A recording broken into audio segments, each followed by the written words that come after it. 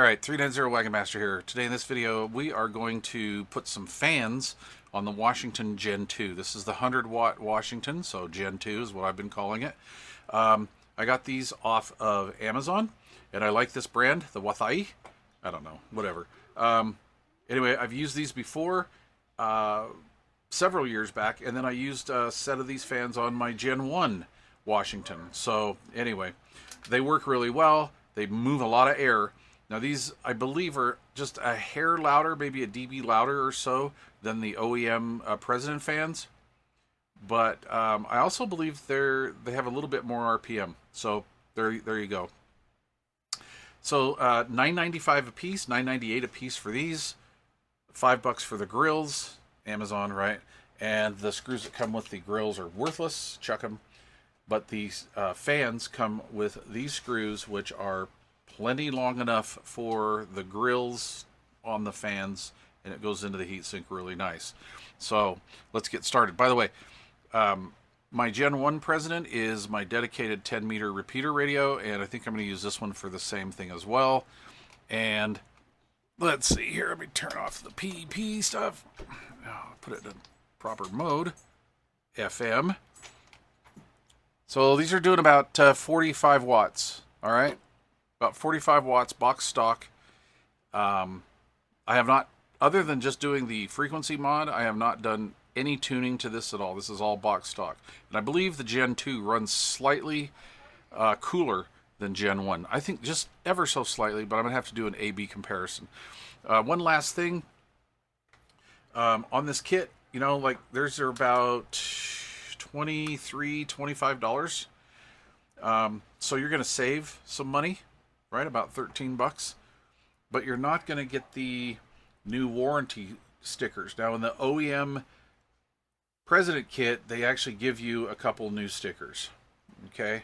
But I've already broke the seal on this radio to do the mod, so I don't really care. And quite honestly, out of all these years, what, 4 going on 5 years now of dealing with President, I haven't had one radio go bad, like zero, zip, zilch, nada.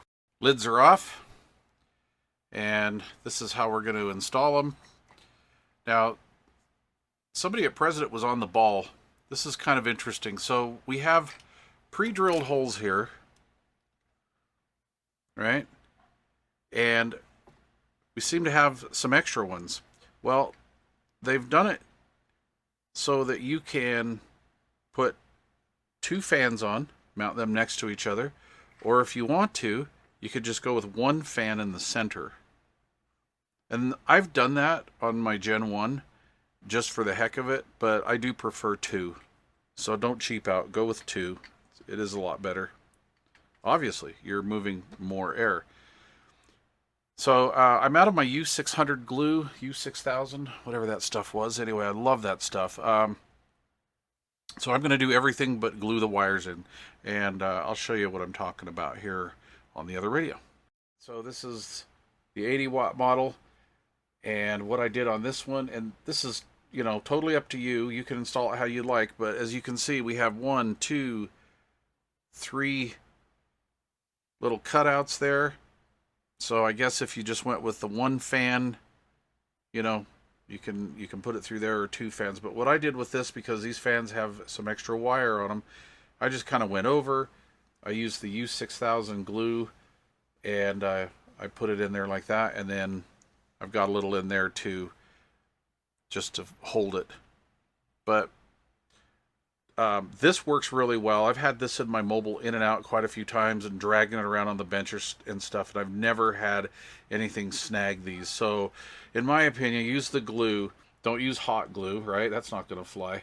But I'll put a link to the glue down below. I want to say it's U6000. Anyway, it's in a little silver tube. That's a great glue to have around the shack as well, like re-gluing faceplates and stuff. That's actually the reason why I bought it originally. But yeah, let's get these started. All right, so they don't have washers or anything like that, but the screws fit in there just fine. They're actually slightly countersunk, which is going to work out just fine. Just pick one and start. And these Screws will take a good number 2 tip Phillips. No problem. You could do a number 1, but you might waller out the head a little bit.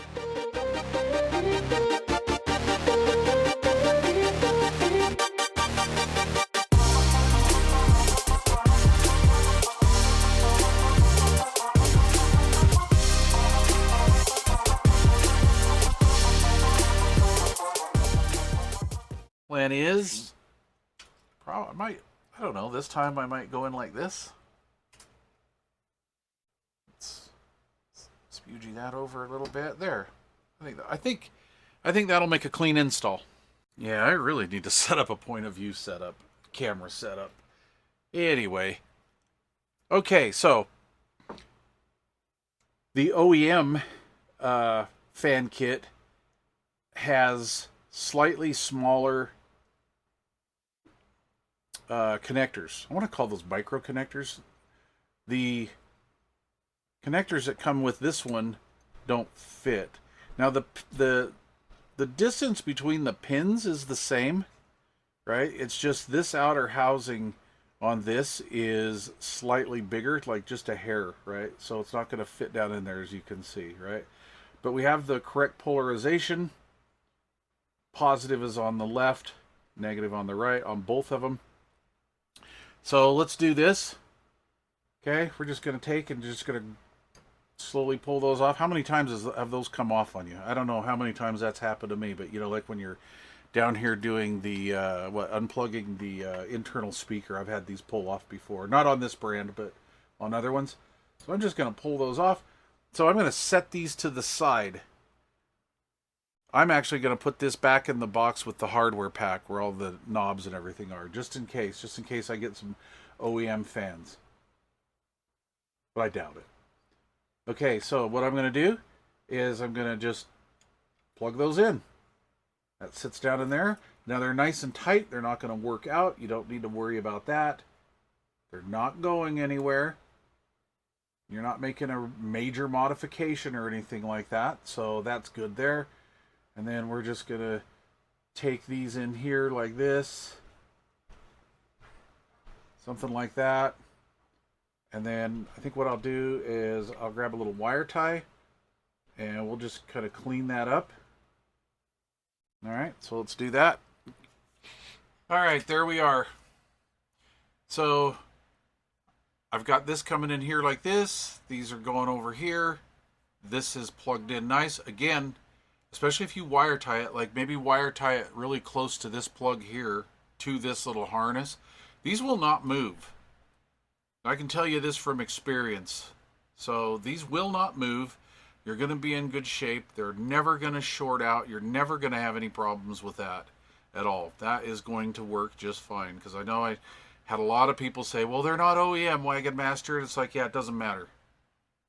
All right. And unfortunately, you can't always get the OE President fan kits. So that being said, let's finish putting in some screws. I won't bore you with that. And then we'll hook up some power and we'll just test it out before we button it up 100%. The radio's hooked up to power, hooked up to the dummy load. We are ready to do a test on it. So what are we doing here? Let's see. We're going to start out cold. We're at 75.7 degrees.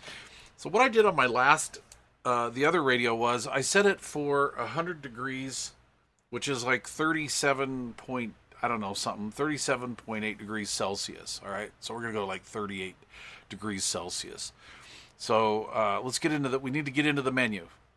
So we're going to push and hold the channel selector. We're in the menu. Let's see. Can't remember which way you go. That doesn't matter. We'll take the long way home. I think I should have gone the other way. Okay, temperature protection. So basically, this temperature set here, this will allow us to make our reading here, or the screen readout, in Celsius or Fahrenheit. I live in America. I'm going to Fahrenheit. I never did learn Celsius. And then we're going to set the temperature protection on the radio, and that's in Celsius. So 100 degrees is roughly 38 degrees Celsius, right? So let me go back into that. It timed out. So let's push the button to confirm we want to play around in that one. We're going to aim for 38. All right. And that's it. That's basically it. Let's PTT it. So now I could just sit here and hold the key down, right? But I'm not going to. So let's do this. Let's just reset. We're just going to go in here and we're going to set it for something less than 75 degrees, which is, I don't know, I'm taking a guess. Let's say 22. Yeah. Okay, the fan's just turned on.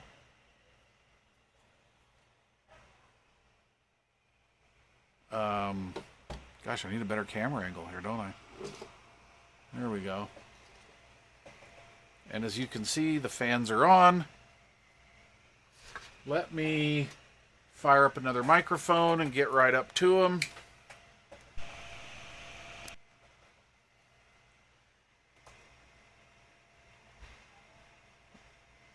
So they're actually, that's not bad. That's not bad at all.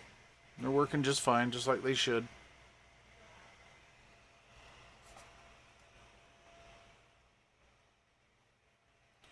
Here's our install.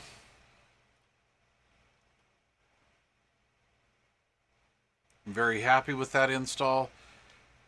And I'm not going to show you the glue because I'm just out of it. But basically, I'm going to take and I'm going to glue those down right there, just like I did the 80-watt model. And I may put just a dab of glue in there as well. I think on the other one, what I did is I took a little piece of electric tape and just folded over the top just to protect it. I mean, your lid's never, this is never going to rub up against anything. You could probably just leave all this the way it is. But I'm kind of rough with my stuff, so I put a little bit of glue down. So anyway, there it is. She's a runner. So I'm going back to, I'm in my menu here. I'm going back to whatever, 38 degrees. And the fans just shut off. So now, every time we reach 100 degrees operating temperature here, we will have those fans kick on. This setting will work here in the house. However, outside, you're going to want to raise that up because those fans will just, they run even if the radio's shut off, which I like because if you're heavy on the key or something and you just got to turn the radio off, get out of your vehicle or whatever, those fans are just going to keep going until it cools down. But if you've already got a cab temperature of 100, 105 degrees, those fans are just going to run all day, right, until it cools down in your car. So I definitely suggest going up a little bit higher. So anyway, that's that. Now, if I remember right, we can make the temperature show up on that screen, if I'm not mistaken. Oh, I gotta unkey, don't I? Okay. I think, let's see here. I think there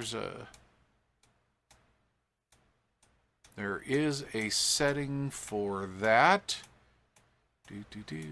Again, I'm taking the long way around.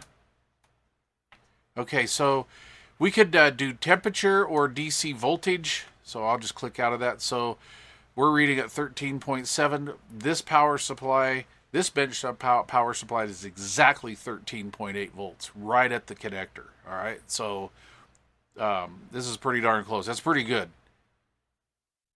All right, so let's get back into there. Let's confirm that we want to play around in that area of the menu. And TE for temp. Click out of it. And now it shows that we're sitting at 77 degrees. And I guess I could sit here and key the mo, but... Oh, shoot, I turned on the wrong... Okay, here we go. This says 84.2. And that was at 86. Let's back out of this. We're just gonna hold down for a minute. We're not gonna hurt nothing. All right, what does that temperature say? It says 89, 91. Let's just get a quick zap. I got 90, 94. Let's do another one. Zap it. 95 and 94.1. So it's within a degree or so. I'll guarantee you this is probably the error right here. So they're pulling temperature off of the back of that radio, and the fan's just turned on. If you can hear those, I got the mic right up next to him. And I'll unkey. If you got time, we'll just sit here for a second and see how long it takes to cool it down. I haven't done this for a while. 102. Oh, come on, get in there. Oh yeah, it's cooler because the fans are running. 98. It said 98. That's 98. And I aimed the little laser right here, so I'm going to assume that that temperature sensor is right in there.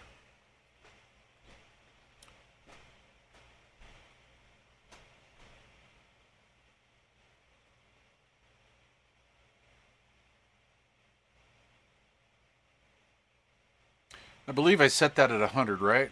I think it was 100, yeah.